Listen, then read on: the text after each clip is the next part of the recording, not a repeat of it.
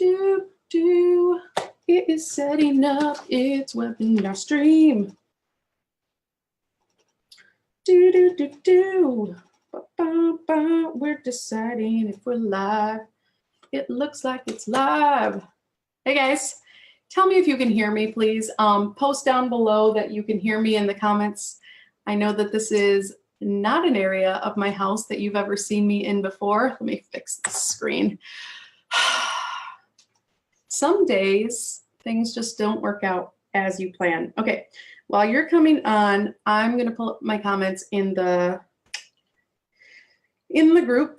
Again, please let me know that you can see this. Just post it in the comments and that you can hear me. Please tell me that you can hear me. Okay, there we are. Hola, hola. Okay. It's my house that you've ever seen me in. I found you.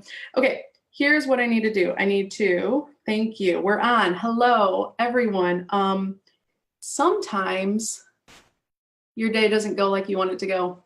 And that's what happened to me. So we're in this like weirdly lit area of my house with the sun shining behind because my computer decided to update everything. And it was still going through its update cycle 3 minutes ago. And I'm like, nope, I'm done with you, computer. I'm just going to switch. And so I'm on my Mac.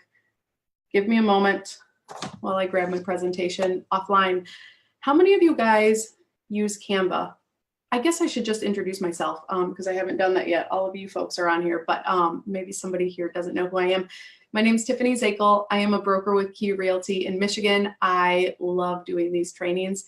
And you're my people. You are my people. So we're going to talk about finding people today, and I'm going to find my presentation before we get started. Okay. Where did I save it at? Canva. Yes, me too. That's where it's at. Danielle, I hope that you like my presentation. I hope all of you love my presentation, but specifically Danielle, because I know how much you nerd out about design and organization, and that makes my heart happy too. And so I hope that this is something that you can appreciate. Okay, find your people. There it is. Let's make sure we've got it up, and then I'll share my screen with you, and then we'll talk about all sorts of stuff. I think you know me too well.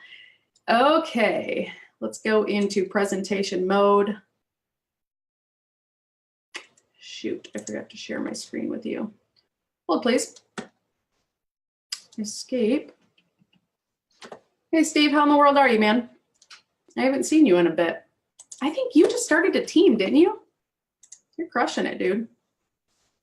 Okay, Kyle Burns is on, my fellow Gary V aficionado. Okay, tell me that you can see this and I will be so happy. I'm watching in my comments too. You should be able to see my face up on here.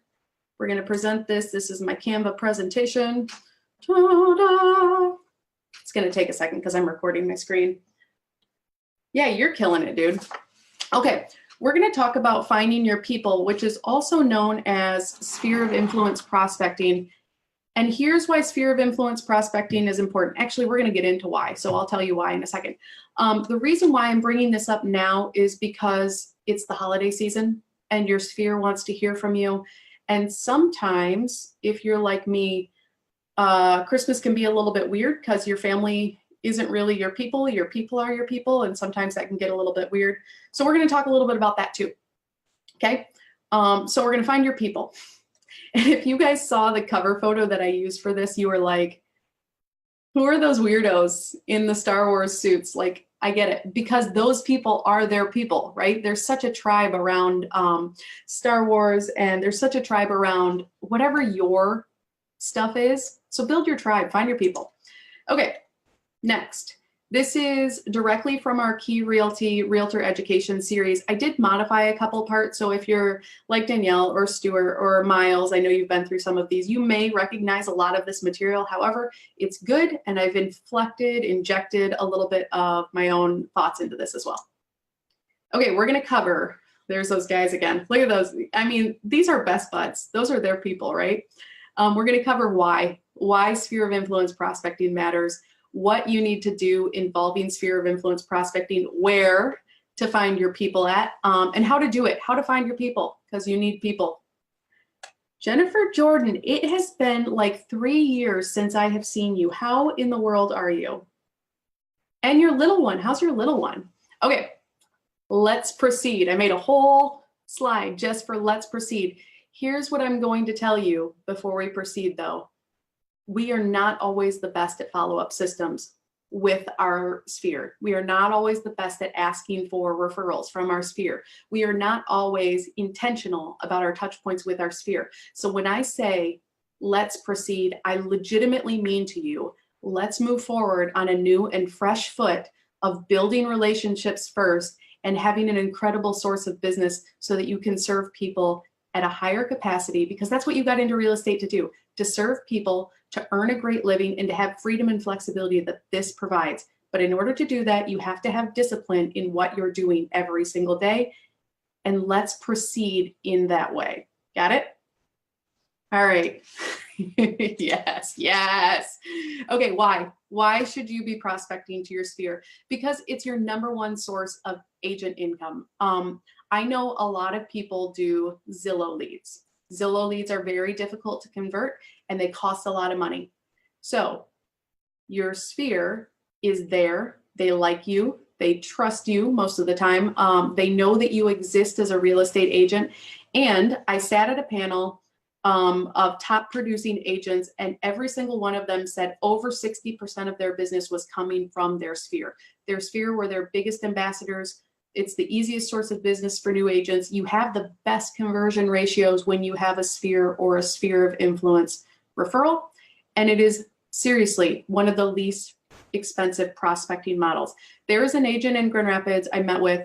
He does 2 events, only 2. That's the only 2 things that he does for marketing is he holds a summer barbecue and a Christmas party at the Children's Museum. He spends maybe $2,500 a year marketing to his sphere and nurturing them.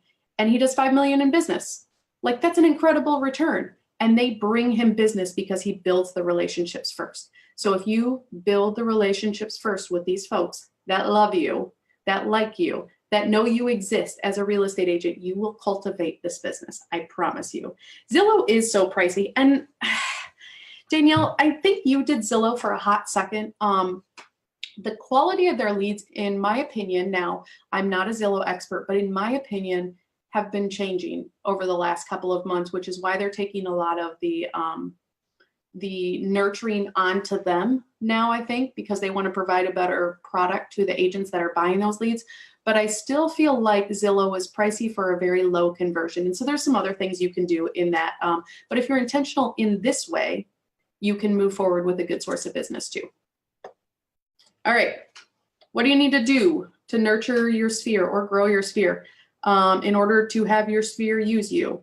They have to know you exist. They have to know you are a real estate agent. You cannot be a secret agent in this business and be successful. It does not work. It is not successful. It's not sustainable. You cannot sit there and wait for your phone to ring and claim that you have a business. You have a hobby or you're a volunteer. That is not a business, right? Okay, like, people have to like you. People buy from people they like. They don't want to be sold to, but they love buying things from people they like. Speaking of people I like, Chris Petter, how in the world are you? I feel like it's been a while since I've seen you in the parking lot, and you know what that means. So actually, I should probably tell everybody else now. Chris Petter saw me on probably my worst day this year in the school parking lot. There are 3 brokers that have children in my daughter's grade at my daughter's school. And so I've been wanting to introduce myself. I'm telling her story, Chris. It's just going to happen. I've been wanting to introduce myself to Chris. And my daughter, for the first day of school, decided she was done having me walk her into school for the first day at that moment. And so I was in tears. And that's when I finally got to introduce myself to Chris. It was such an experience in that moment. And so Chris, you were fantastic. And I looked like the mom that just barely got off the couch to take her daughter to school that day because I was in tears. Okay, anyways, they have to like you. That's a long way around. They have to like you. They have to think about, you have to think about what the buying experience is like, and then share who in the world you are with them. Do you do video? Do you share your mannerisms? Do you share your interests? Do you cultivate communities around the things that you are passionate about, like community development or book clubs or third grade PTA, whatever your thing is, right? Yeah, I know that feeling too, Bridget. Trust. They have to trust you to get the job done. And this trust part is where the buying decisions start to happen. What have you done to develop rapport to the point where they trust you that you are going to have a seamless closing? And let me tell you what they want. They want you to answer their questions before they even ask them.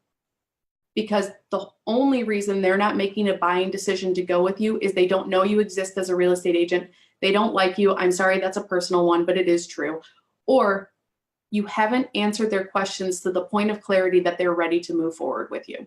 So the way to do that is to tell people you're a real estate agent, to do videos, to share your mannerisms or your genius zone, or like write articles, whatever you do really well to communicate you, do that. And then answer their questions in those spaces. So if their questions are, I want to make sure that I'm getting a good value for my real estate agent, that I'm going to have a great experience, and that I'm going to have a seamless closing, well, answer all their questions involving that. Hey, guess what? There's a whole process that comes after you sign a purchase agreement. Let's go through the 5 simple steps and use words like that that give them reassurance and security. Okay, so that's what? Questions so far? Stuart, you crack me up, dude. Stew isn't always everybody's cup of stew. That's hilarious. Marjorie, how are you? Yeah, Zillow is expensive and the leads are not great and the math doesn't add up. One of the things, and you guys are all business owners, you're all real estate agents, which means you're all business owners, is that we need to make sure that our math is adding up too. Sphere every single time will pay you back more than everything else. So this is where I would spend the majority of my time. And then I would probably pull in 2 or 3 other lines of income, because you can't only rely on your Sphere. You need to actually go out and hunt some things too. But this is a place that you can have a lot of good inbound leads. So very, very smart.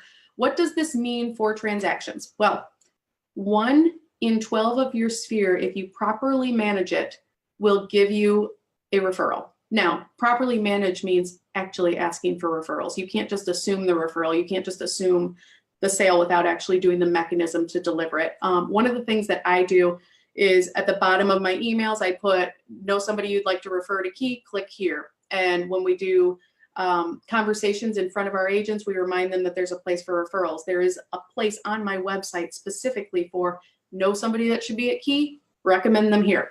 I want to make it easy for them to make an introduction. The same thing for you guys. Make it easy for them to make an introduction to you. Start with trying to get 30 people in your database. 30 people, you guys. Who watches your kids? Who changes your tires? Who does your bookkeeping? Who's your attorney? The goal should be to get 150 people in there after 6 to 12 months. The other thing you want to do is identify and nurture your ambassadors. There will be 4 or 5 people that stand out as bird dogs for you that consistently give you leads. Make sure they're appreciated, because people that are in that position are very often community builders and want to be appreciated for what they're giving back. And so give back to them, pour into their lives, take them out to lunch, do a check-in phone call every once in a while. But you, when you track it, will see these people come up as leaders in your Sphere, in your ambassadors. So if you're asking them every single day for a referral, Stu, that's probably a little too often, right? The best time to ask for a referral is when you've done a really great job for them. When you have provided something of value. Did you connect them with a professional? I also work on referrals. I'd love to know who you know, right? Anytime that you pour into their business in some sort of way, or when you close with them, is a really great time. Send them a handwritten card to thank them. That's a fantastic idea. Okay, what else does this mean for your business? If you have 150 potential clients in your Sphere, which basically means 150 people in your Sphere, if 12 of them are going to give you referrals, 1 in 12, right, which is the numbers we just agreed to on the previous slide, that means 12 referrals a year.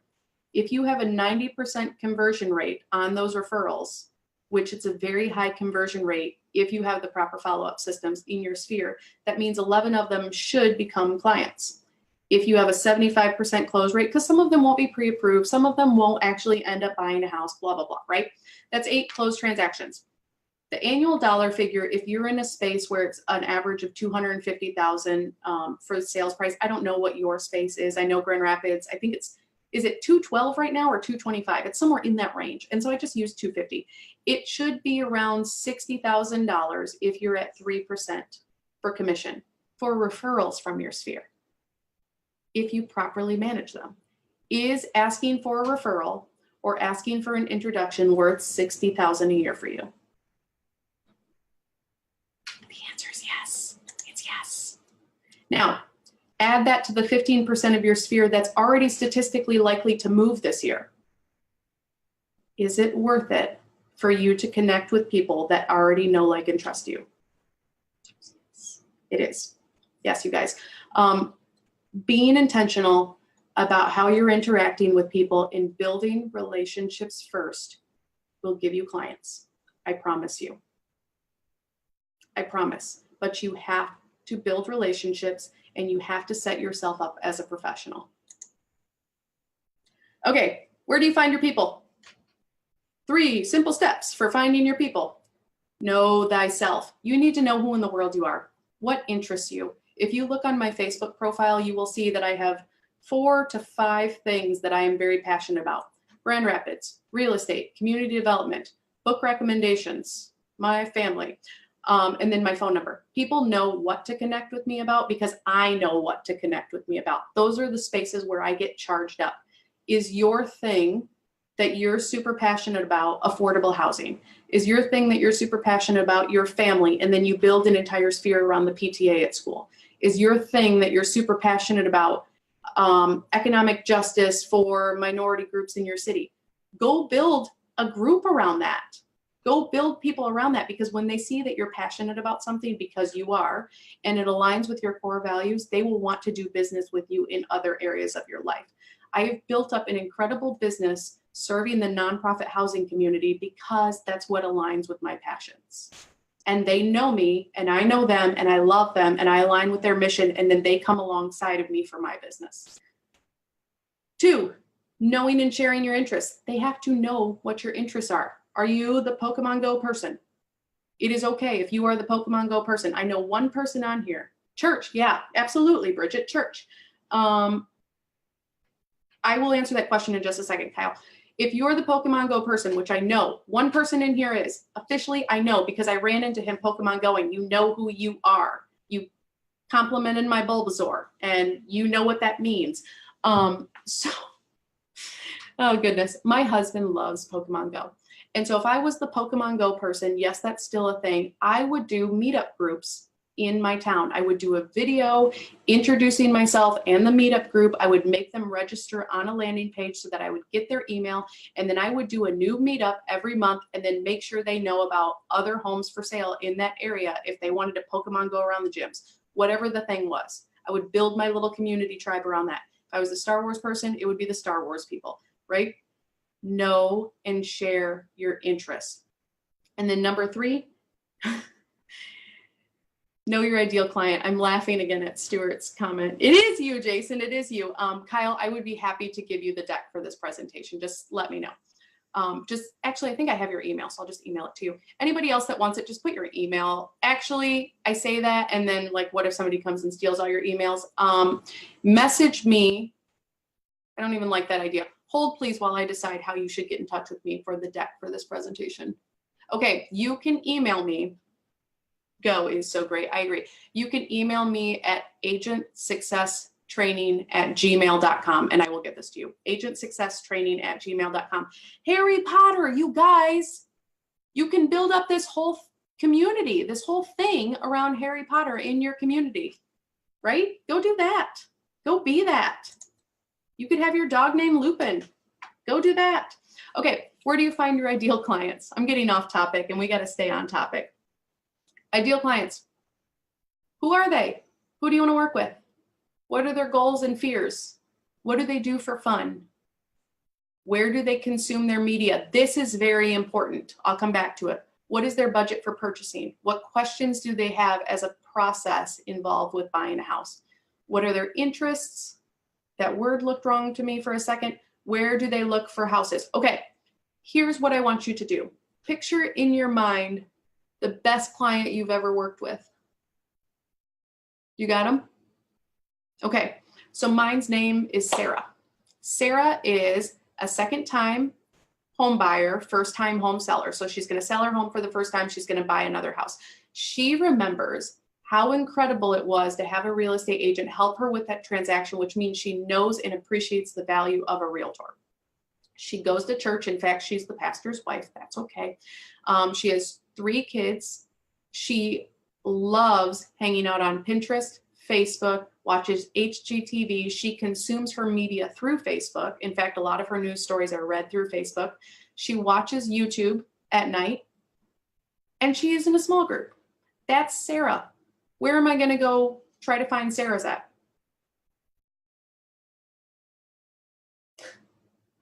I'll tell you in just a second, Amy. You're not old. Yes, thank you, Terry.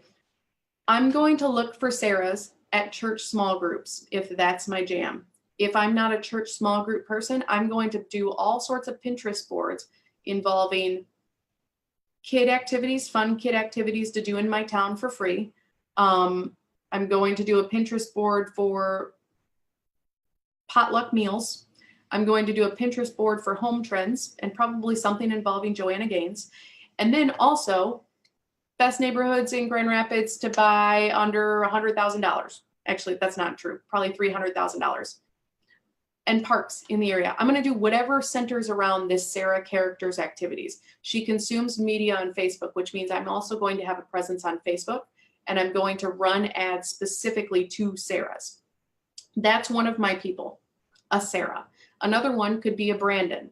Brandon is an investor. He has lived in West Michigan all of his life. He knows West Michigan. He doesn't necessarily always work with a real estate agent because he's an investor and he wants the best deal.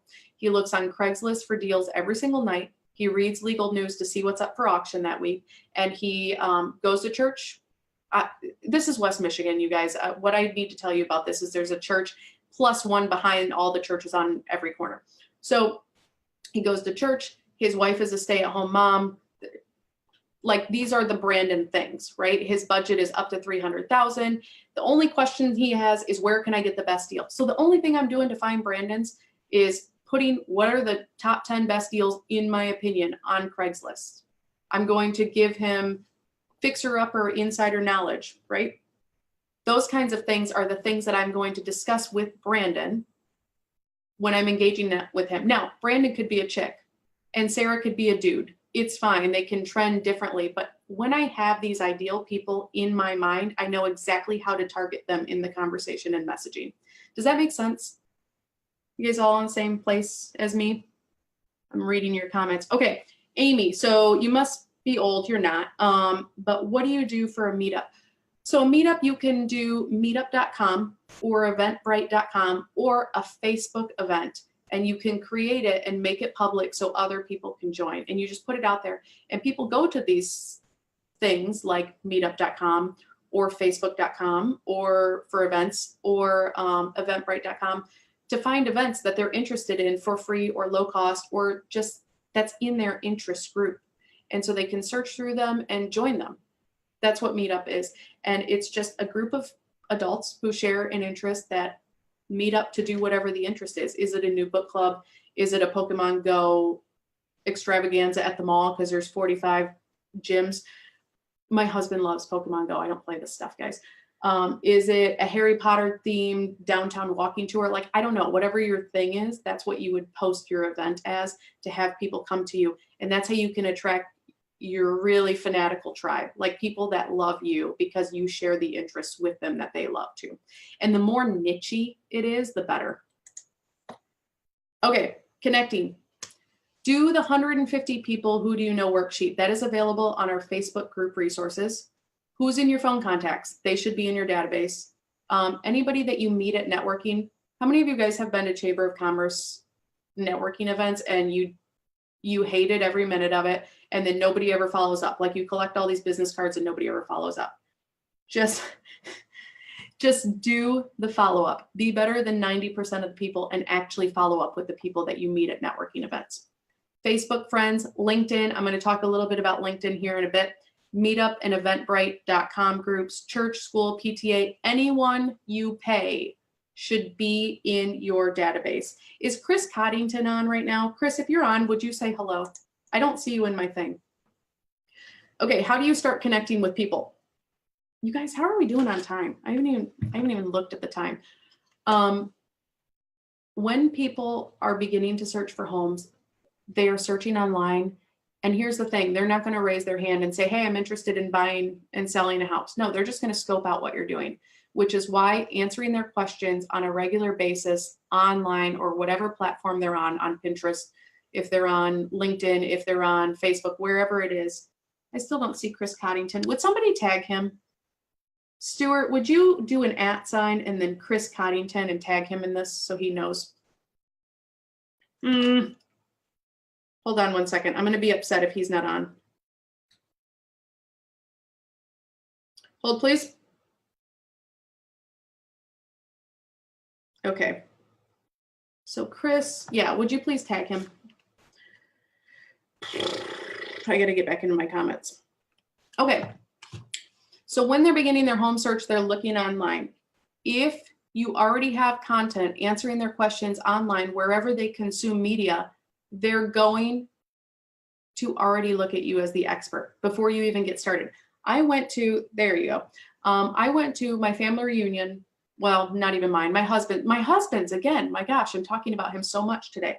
So I went to my husband's family reunion and I had posted a video. I called it my market minute, where I just did a quick update about something weird that I ran into in the market that day, that week, excuse me, just did a super quick video. I posted it. Everybody had a comment about this video. Let me tell you, apparently all of them had been watching these market minute videos, even though I don't put a call to action, even though I'm not like, hey, use me as your real estate agent. I'm not doing any of that. I'm just sharing information about the process of home buying, home ownership, all of those things. There's Chris Coddington.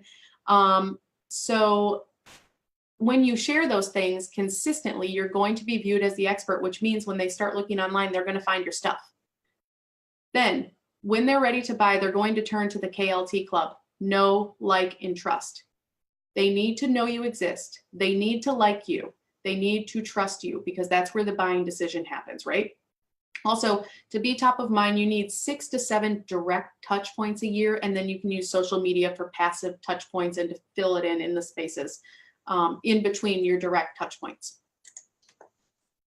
Okay, you guys need to create a database. And I know that you might not have one.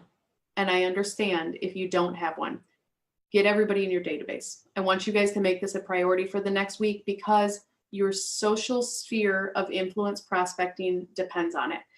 I'm serious. If you want to be intentional about 2019, if you want to be intentional about growth, if you want to be systematic in your follow-up process so that you can capture every single sale instead of forgetting about somebody and then 4 months later wondering what in the world ever happened to that person that reached out to you that one time about being interested in maybe sitting down for a cup of coffee to talk to you about prospecting or about buying a house in Alger Heights, maybe.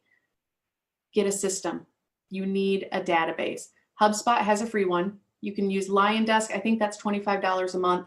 KV Core is what our company uses. If you do not have it provided by your brokerage, I believe it's $400 to $600 a month. Firepoint is another database. If you guys use something else, please feel free to tell us.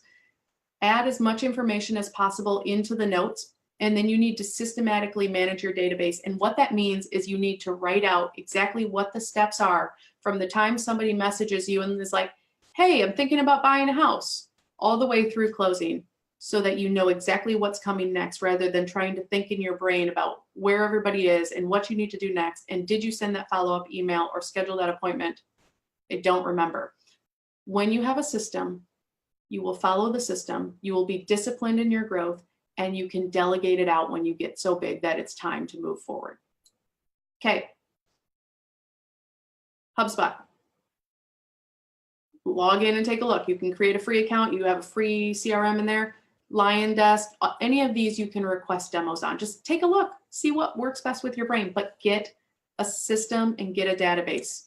70% of you don't have a database. You need to actually use your database. You need to use your database. You need to use your database. You need to use your database. And this is exactly like the Let's Proceed screen. If you are serious about 2019, you have to actually do this. And I know you're saying, I know I need to do this. You need to do this. I'm serious.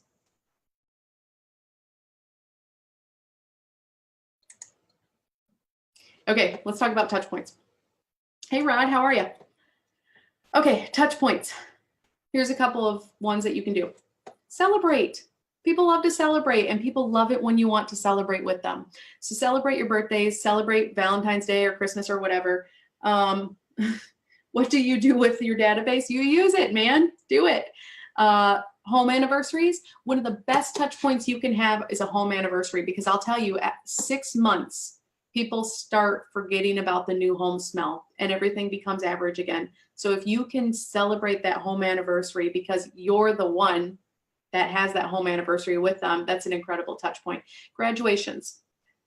Here's what I will tell you. People list homes for 4 reasons: death, divorce, distress, and lifestyle upgrade. Everything in that first column are lifestyle upgrade things that you can capture them on before they're ready to reach out to any other real estate agent. When children move out of the home, people are naturally inclined to think about downsizing. When they get a job promotion, they're inclined to think about upsizing. Same with having a child, right? These kinds of things. If you look at the life transitions where your previous clients have decided to buy or sell, insert yourself into that niche. Be that person, okay? They're going to tell you everything that you need to know about their life. You just have to pay attention to see it. It's right on Facebook. Okay, number 2 touch points, the no apparent reason. Just, I was thinking about you. Hope you're doing well. And it's even more powerful if you send it through Facebook or LinkedIn Messenger, because then the algorithms are going to connect you for the next 3 weeks and they're going to see everything you do. You can call them, you can text them, Facebook Messenger. It's good. Okay, number 3, I need help finding a home for my client, or I just finished up with a couple of clients. I'm taking on new ones now.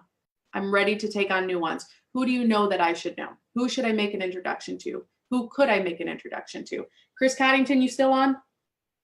Make sure you're still on. I'm coming up to you, dude. I've got a really nice introduction for you guys I want to make. Okay, again, your sphere of influence is your best source of business. They are your lowest cost and the highest converting source of business you will have. Now, I'm going to pause here and I'm going to introduce you to Chris Coddington. Chris Coddington has been helping me manage my sphere of influence prospecting for the last, has it been 4 months already? Maybe 5. He is someone I trust. He is someone that I appreciate. He is someone that shares our mentality on not being salesy to close someone, but being intentional about relationship building with your sphere. He manages my LinkedIn. If any of you guys have been seeing my LinkedIn articles, if you've been seeing how my profile has been changing, if you've been seeing my connection points, he's the dude. He is the guy. He makes it happen, and he makes me a better person about being intentional. In fact, he told me that LinkedIn connects with my CRM so that I could have a direct stream from what's happening on my LinkedIn activity to my CRM so that I can capture it and trigger follow-up sequences on purpose from it. Chris is your dude. If anybody needs LinkedIn social sphere of influence prospecting services, feel free to, Chris, would you post your LinkedIn link on there so that they can book a call with you to see if it's a good fit? But I wanted to give a shout out to him because he has made me a better person at sphere of influence prospecting with his services. So that's my person. Now, you guys can do this. You can do this, and I believe in you. So here's what you need to know. If you need help with your 2019 business plan, check out our resource. We have one online. It's at bit.ly/2019real-estate, all lowercase. bit.ly/2019real-estate. This can be your year. I promise you, this can be your year, but you have to start with the foundational things. Sphere of influence prospecting and a database is necessary for your greatness and your growth. Okay? Do you guys have questions on anything that I've been over today? I'm going to go back through the content and the questions to see if there are any questions. And if you post one right now, I'm going to be here for the next minute. The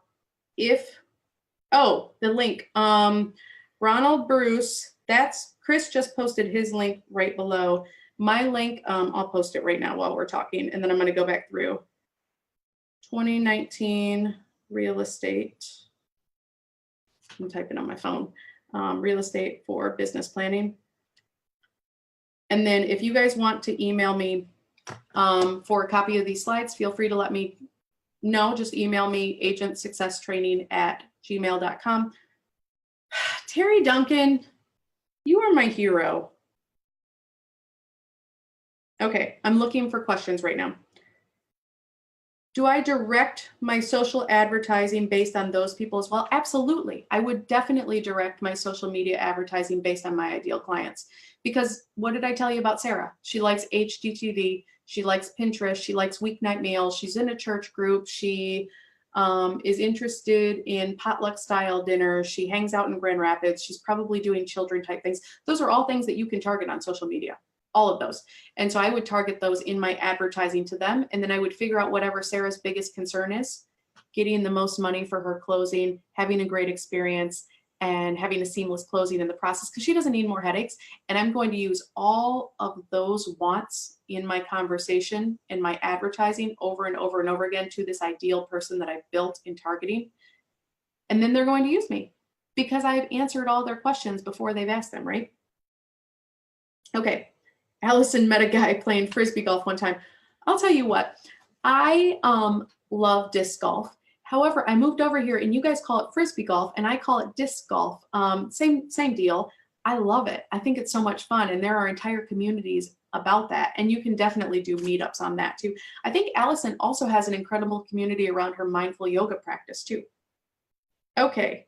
What does a typical budget look like for Facebook ad to Sarah and Brandon? Stuart, I believe that you know who Gary Vee is. One of the things that I do for my advertising is the jab, jab, jab, right hook. And so a lot of my content is little posts to a Sarah and Brandon, and then a big post is an advertisement. And I'll do typically $11 a day, which can be a lot, but those are the ones that have the call to action on them. And then Sarah and Brandon can go scope my page with my jab, jab, jabs on them, and then see that we're in alignment in the things that we're doing. Does that make sense? That was a really good question. Okay, what else we got? All right. I think that's it for questions. If you guys have any other specific questions, please feel free to tag me in them. If you don't know how to do some of these aspects, ask for an expert's help. Chris Coddington is an expert. I am happy to help. Please feel free to ask us. We are more than happy to help you. We're happy to help you grow your business. You guys can do this. I believe in you. Tag below if you have additional questions. Tag me, tag Chris if you want to talk to Chris a little bit more. Follow his link. Let's go out there and get some business. All right, I'll talk to you guys soon.